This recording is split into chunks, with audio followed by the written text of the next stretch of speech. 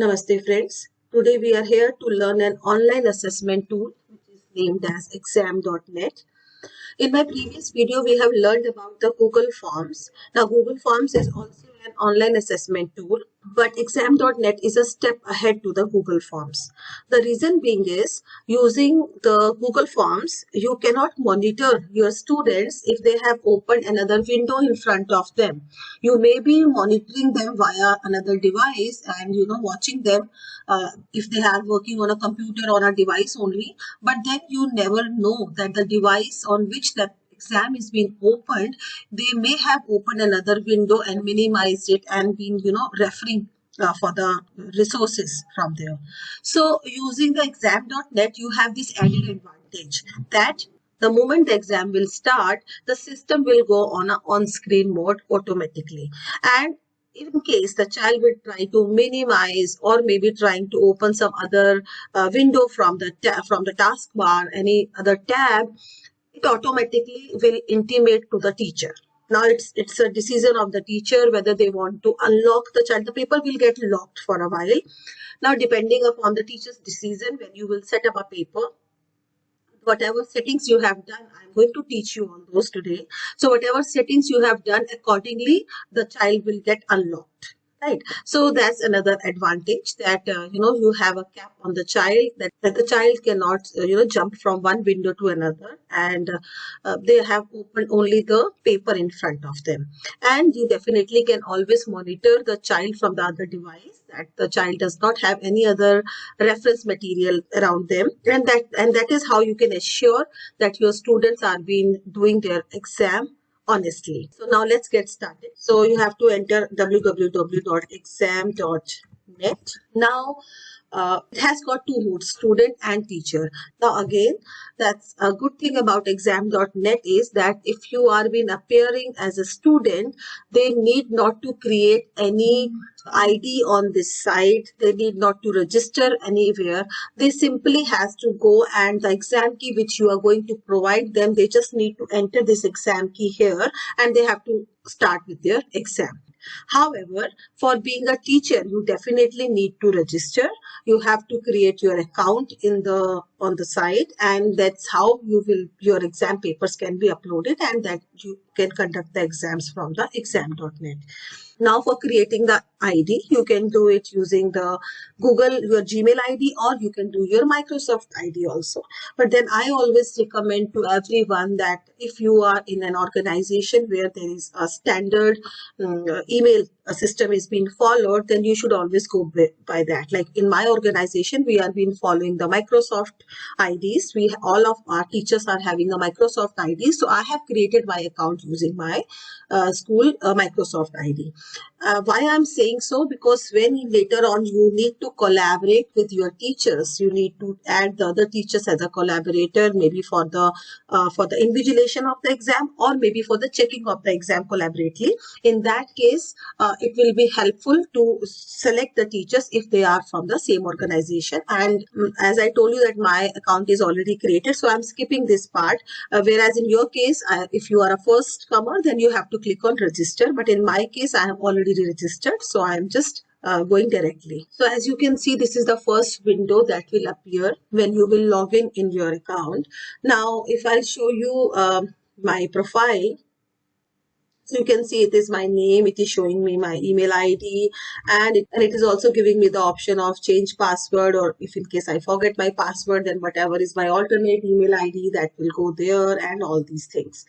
Now the second is my school. So when I click on it, it will show me that this is the name of my organization, and this is all what information. If the admin has already updated that information, that will be there. And these are my colleagues who have already enrolled on this site. They have already created their accounts on this site, right? Now, so when you will be registering, it will be asking you the name of the organization. In case you are entering the name of the organization same, then these names will be reflected to you. So, that's why I told you that I recommend that when you will be creating your account, you should always write the same name of the organization. That will help you to find the teachers or your colleagues of the same community on the site. Then next is exam list. Now, if I show you this exam list, it has got the list of all those exams which I have conducted so far, right? It's in my list.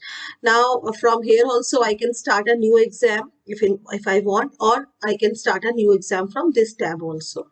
Both are the same thing. Now, if I scroll down, then you can see it's written exam shared with you. So these are the exams where I have been added as a collaborator by my colleague. So, that person has created the exam paper, but that person wanted me to join as a collaborator. After adding as a collaborator, I can help in invigilation. I can also help in checking the exams also. Now, moving on to this, you can see exam name is the name of the exam what I have given. Then exam key is auto generated. I have nothing to do with it. The moment I will say new exam and I will put the required entries, it will automatically generate an exam key for me. Then this is the date on which I have created these exams, and then this is the status. Now you can see this exam is can be conducted in a normal web browser or any device. So this all, when I will be showing you how to create a new exam, all these settings I am going to show you. But if you notice, this exam is showing you, so the moment I bring my cursor on it, it is saying that this exam is shared with so and so person. So this actually means that I am sharing this exam with somebody else. The same way, if somebody has shared their exam, then it comes here. But when I have shared some exam, then it shows this way. Right now, this exam is open. If I want to close, I can close the exam also.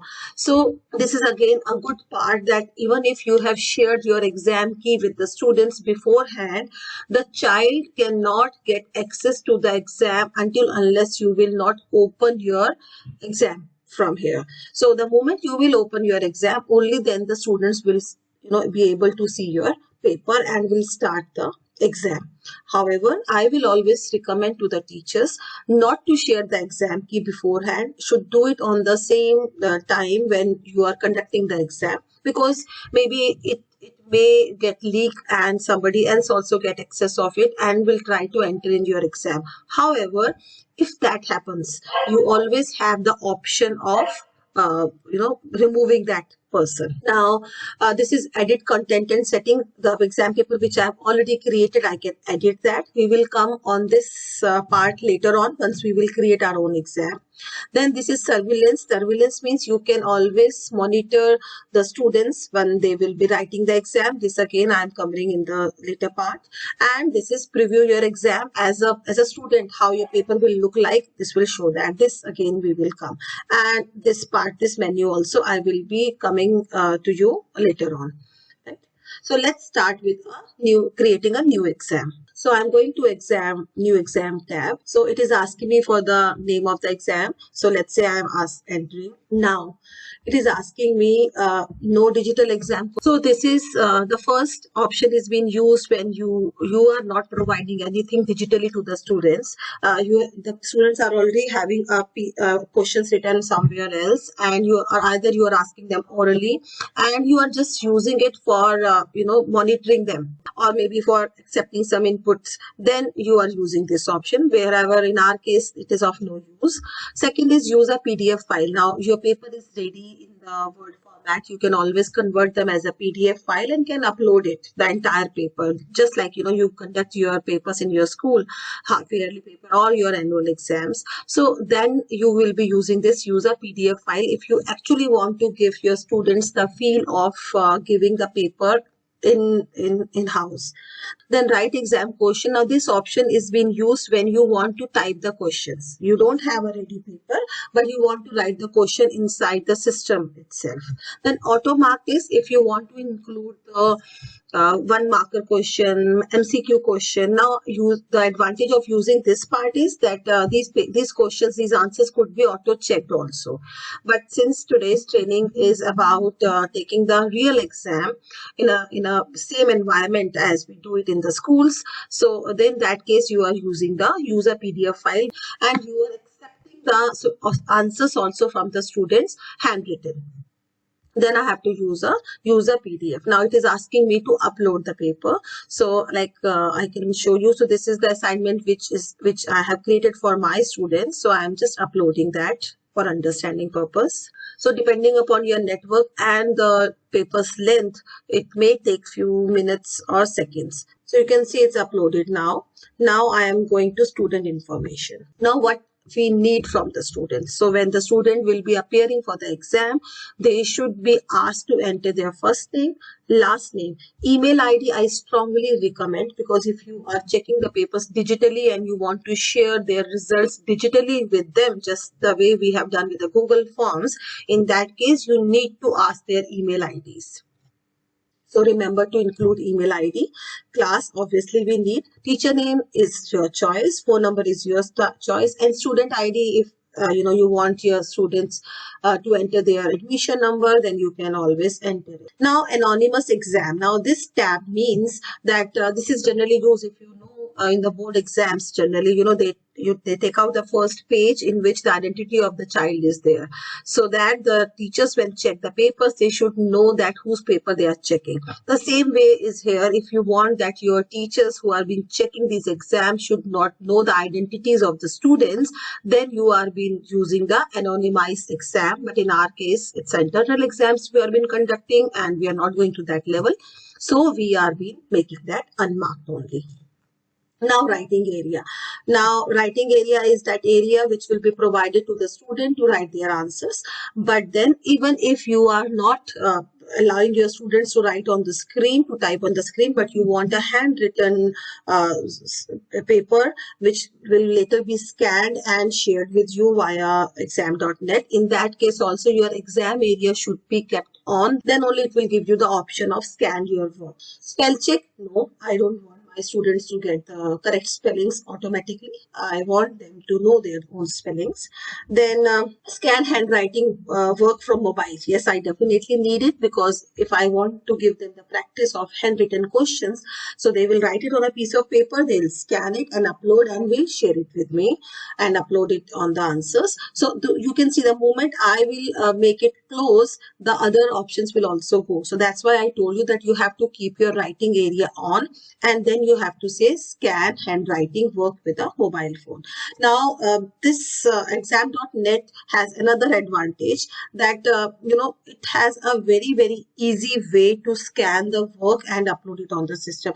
Now, these are the accessibility tools. If some of your students are of special need, or some you want to give them some added advantages, then you can always keep these things like speech synthesis and all those things. But in our case, we don't need it. As if now, audio files, if you want to include or not. Then subject tools, like you want to give them the hold of the drawing tools or calculator, GeoGebra, etc. So these all. So I am right now, I am not taking, because I am assuming that it's a real exam in which generally the student doesn't get any of the resources. Then comes the security part. Now, in the security part, required high security mode. Now, this means that if you want to restrict your students to work on a particular browser, and generally it works when your students are been working on the same environment provided by you. Maybe you are taking their exam within the school or within the college, then you are going for this, because there your browsers are fixed. But when you are expecting your student to sit in their own homes and then appearing for your exam, you cannot restrict them with a particular browser's requirement. You should allow them any browsers, so that all the students can appear for the exams conveniently. Now, this is what I was been talking to you, that when your student is been working on the exam, and the exam window will go full mode. Right. Now, the moment the child will try to deviate from that window for whatever reasons, even if they are trying to see the time, even if they are trying to just click on another tab or trying to open some other window, the paper will automatically get locked, and you as a teacher will be intimated. Right. Now here the option is yours, that what you want to set, that you want the require explanation but unlock immediately. So the child on child end, on the student's end, you have to write an explanation that due to network problem or by mistake, whatever explanation they will write, the paper will automatically get unlocked. Require explanation and wait 30 seconds. So it will make the child wait for 30 seconds. In the second, it will make the child wait for 1 minute. In this case, it will make the child wait for 1.5 minutes. Now, require explanation and manual unlock by the teacher. Now, you are an invigilator. You are sitting on the other hand, and you can, as I told you, you can add the other collaborators with you who can monitor the exam with you. So 2 or 3 teachers are there. The exam will get locked. Now, as collaborator, any one of you can unlock the child. The child will submit their explanation. Now, why I recommend you here? Because in other cases, where if the students are being locking and getting unlocked automatically, you may not get the mischievous students who are maybe doing it deliberately. Although by the end, you will get the entire log, that how many time, at what exact timings, for how much time the child get locked and what time they get unlocked. But if you are keeping this hold in your hand, then as a teacher, you, until unless you will not unlock them, the child will not get be unlocked. So the child knows that teacher, this has been registered with the teachers again and again whenever I am being locked. So after 2 or 3 trial, the child will give up that no, my teacher knows now, so I should not do it. So in this, and then again the notify the teacher, but don't unlock, but lock the student. This again is an option. If you don't want your child to get locked, you just want that the notification should come that the child tried to switch the window. So this again is entirely depend upon you as a teacher, which option you want to opt.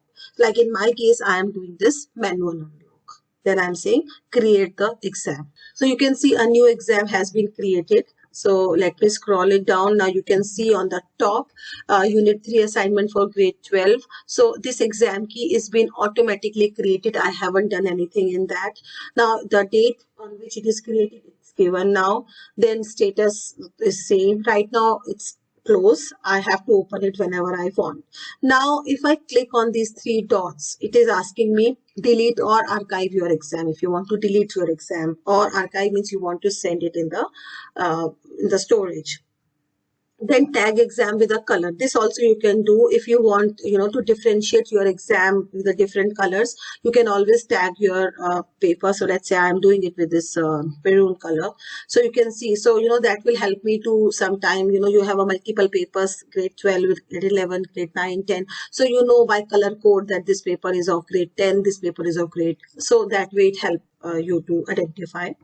Then duplicate the exam. If I want to create a duplicate copy of the same exam, maybe I have used this exam with my other batch. Now I want to use it with a new batch now, but I don't want, because if I'm using the same, if I'm opening the same exam, I still can have the responses of the new students, but I don't want to merge that with the previous students. So I can create a duplicate exam and can conduct it for my new batch. Then send individual resume exam keys via email. Now, what is these individual resume keys? This also I will be briefing you in a while. Then give another teacher access. This here I can add a teacher as a collaborator.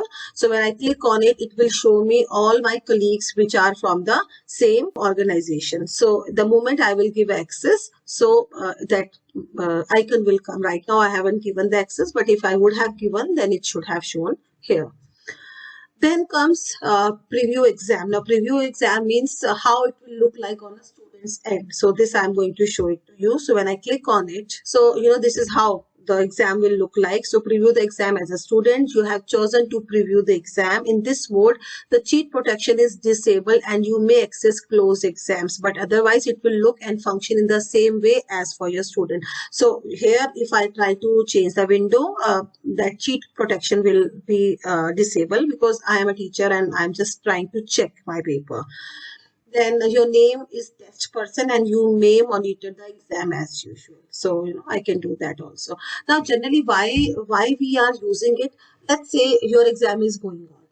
suddenly one of your student asks you that, ma'am, I am not understanding question number 3. Can you please explain it to me? Now you don't have access of the question paper in front of you. So in that case, you can preview the exam as a student. You can scroll it also if you want. You can make this window lesser.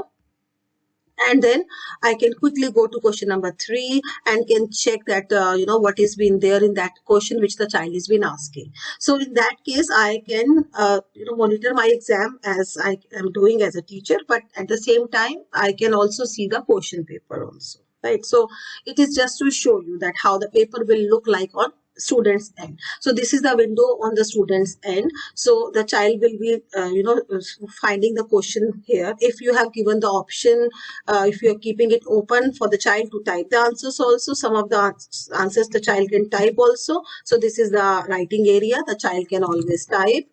And then if let's say some of the questions are which you want the child to do on a paper and then scan and share it with you, then you have to say scan. The child will say scan work. Now this is what I was been mentioning to you. It's very easy. The moment the student will click on scan work, this barcode will be visible. Now from the other device, like I always recommend the students to use a laptop or a desktop for appearing for the exam on exam.net. However, they can use the other device like mobile phone for doing the scanning work. So the moment I take my paper, the moment I take my mobile and I just scan this code. Now, how can I scan this code? You can scan this code by any of the software which has the option of scanning a code, QR code. So the moment the child will scan this code from their mobile, it will give the option of uploading the questions. So I'm just showing it to you. Like I have scanned this from my mobile and I am just uploading something. So you can see the moment from my mobile, I have just scanned the work and I said, okay, on my screen. So this is the student screens only. So it will ask for the enter code for which is presented on the mobile screen. So the students' efforts are very less here. They need not to connect to devices and then transfer the data from mobile to the computer. They simply has to scan the QR code, enter the code which is given on the mobile screen. So you can see the work which I have scanned is automatically uploaded. And that is how as many work as I want, I can always do that. I just need to simply scan the code and upload my work. And once I am done as a student, I just need to submit the exam. And meanwhile, the students can have a chat with the teachers. They can also enter like, ma'am, I'm not understanding. Ma'am, I am not understanding question 5. So, the chat will go to teacher, and whatever reply the teacher will give, that will also come here. So at the end, they will just click on submit exam. So, it will confirm before submitting the exam that by mistake, if the child will click on it, it won't get submitted. It will ask first. So until unless I will say submit exam, it will not be submitted. Now, if I'll show you this, if I'll go, on the surveillance part. So you can see that test person which I have done has shown a green tick. Green tick means that the paper is being submitted by this student. So if I click on this and I'll show you student answers, so you can see the student answers are there. Now I'm just showing you my previous exams which are being conducted. So for example, if I'll show you this exam, so you can see all these green ticks means these students have already submitted their exams.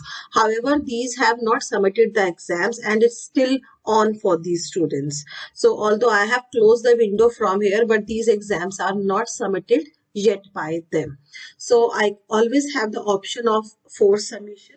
This all I'm going to explain you in the next video, where I will be telling you how to do the surveillance, how to, once after creating the exam, how to conduct that exam with the student. This I'm going to show you in the next video.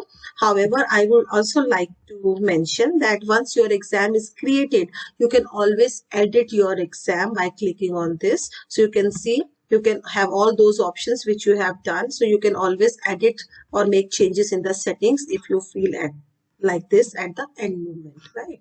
So that's all for today. For the next video, you will be learning about this tab, surveillance tab, how to conduct the paper, and if you have a teacher as a collaborator, how those 2 or 3 teachers collaboratively can work on. Thank you, and stay safe.